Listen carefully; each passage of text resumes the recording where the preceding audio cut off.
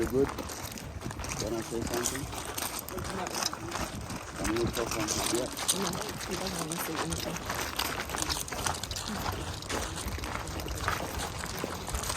Can you just excuse me?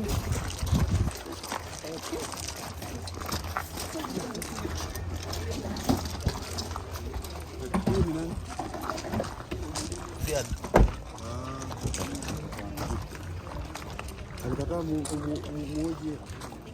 Thank you, the media, for being here.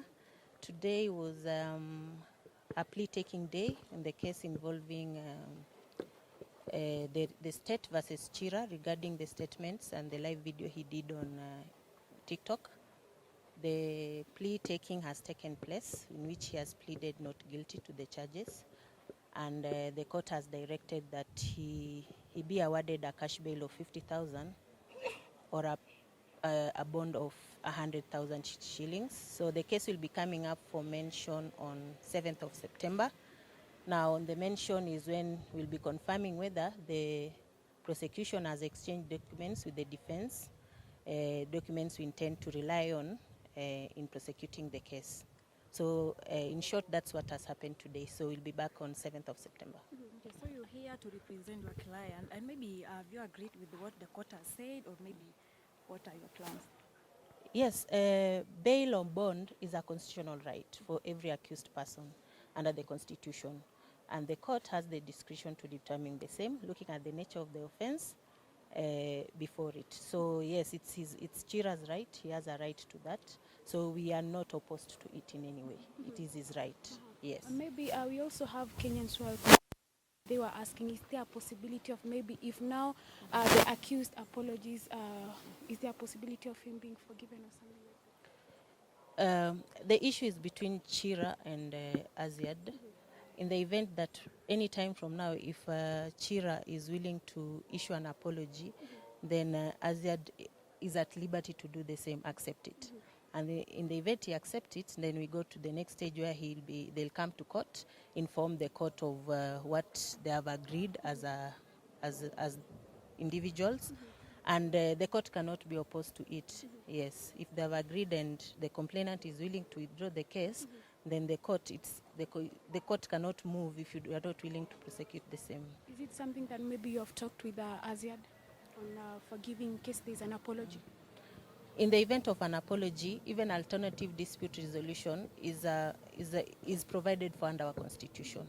So you cannot limit a party if they are willing to talk. So if Chira apologizes, comes and he has his counsel, if counsel comes to us and we speak and he agrees to tender the apology, then we are not opposed to that. Maybe Yes. to add on that towards the apology, maybe to make our viewers to understand, how do you want Chira to apologize? I remember yesterday there was someone who posted a video that Chira apologized.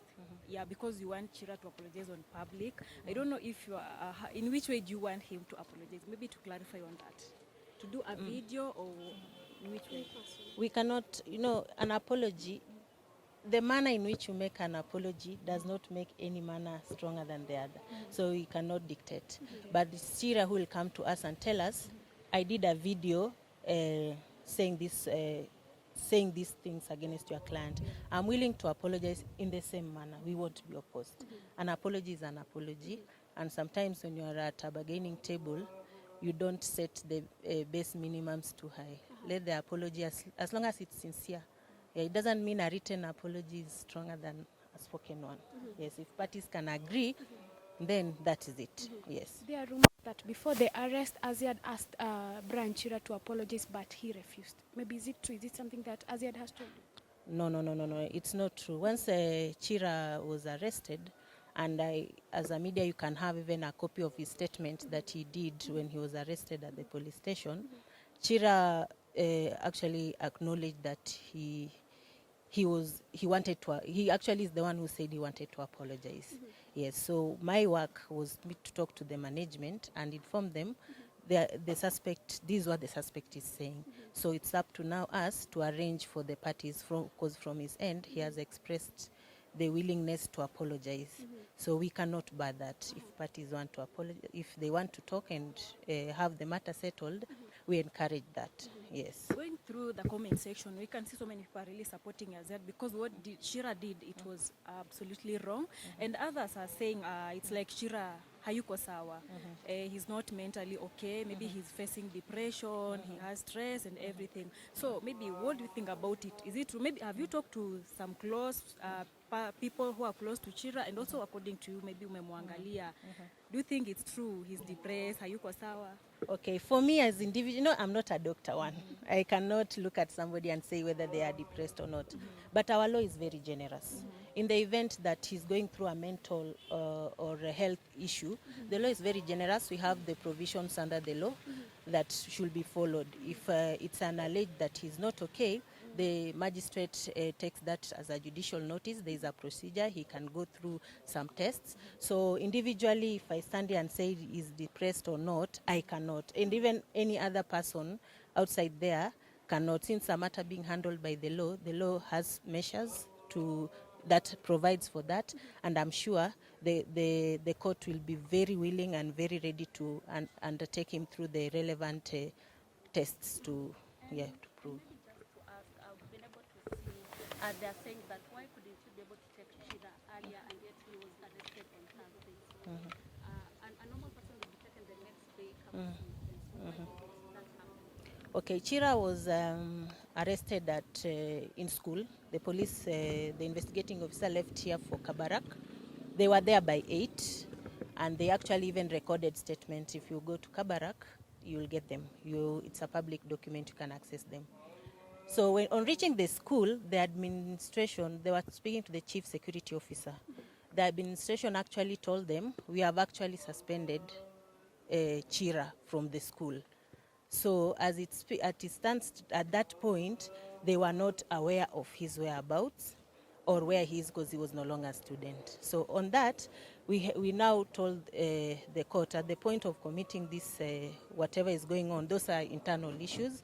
This is still your student. We cannot arrest him without the school knowing. So as a police, they have the procedure as an institution to inform the institution. So the school went ahead to look for Chira. I think through their own mechanisms, Chira was brought to the school. So they had to do some clearance in the school. Once clearance was done, which involved even the investigating officer doing statements, writing down statements to say that they have taken Chira, he has committed this offense, and he'll be in their custody as state, as in the custody of the state. Now they did that statement. After that, you can't now just move him from where he is all the way to Nairobi. They went to Menengai police station where he was booked. And then after booking, the clearance actually ended around 5. After booking, he was transported to Nairobi. By the time he was reaching Nairobi, it was around, I think, 8:30. And then now they start the normal booking procedure, which, as by the investigating officer, they finished, I think, when the next available court date was today. Yes. That's why they have presented him in the earliest next court date, which is today. Yes. During this period of time, has your client lost any of deal or maybe money because of these defamation issues? On that, I'm not under management. I'm just handling the legal issues. So that is something that the management can issue a statement to that I think effect. let's hear from the management to answer that question. How are you? Salama sana. It is never really about how many jobs she's lost or how many contracts she's lost and as such. She's also a human being and she also goes through emotions like any other person. So right now we are not looking at how many deals we've lost, but we are looking at her mental state. How does she feel? Has she been, And one of the things we are looking at right now is she was wronged and she found refuge behind the law. And the law says clearly that ukinikosea unaweza jitetea and something will be done. You as the manager, what are your expectations now towards this case? Expectations? I don't know. I mean, at the end of the day, for as long as she is satisfied, and because at the end of the day, I'm just management, it's business, but for her it's very personal. So it's for her to decide at the end of the day. Yeah. A question to Akili, maybe what are some of the prayers you'll be having once the matter proceeds? Are you looking at any monetary compensation because it's a defamation case? What is before court today is a strictly criminal case, and in a criminal court, it does not award damages. So this is a criminal court, and what the court can do, a criminal court can do, is whether declare you guilty or not guilty, and follow the procedure. If you are guilty, then what the law says after that, payment of fine or imprisonment. That's all the court will do in this criminal sense. If you look at what happened online, there are various angles to it. Apart from cyber harassment under the Computer and publication of false information under the Computer Misuse and Cyber Crimes Act, you realize that whatever information that was put outside there was in another way defamatory. Now that one goes to the angle of a civil case. Now a civil case, you go under civil court. And in the civil court, in the event that you have to prove what words were defamatory, and if the court finds that yes, these words were defamatory, then it will order for damages in terms of compensation. Yes. And then also what happened also under the video that Chira did, he went ahead to give out her personal number. There are also issues to do with data protection. Yes. So there are a lot of angles to it. All those angles cannot be handled in one case.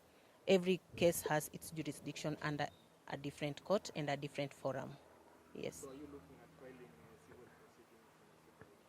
I work as per the client's instruction. If Chira apologizes and the client feels it's sufficient, why would I act without her instructions? So I'll just wait for her personal instructions.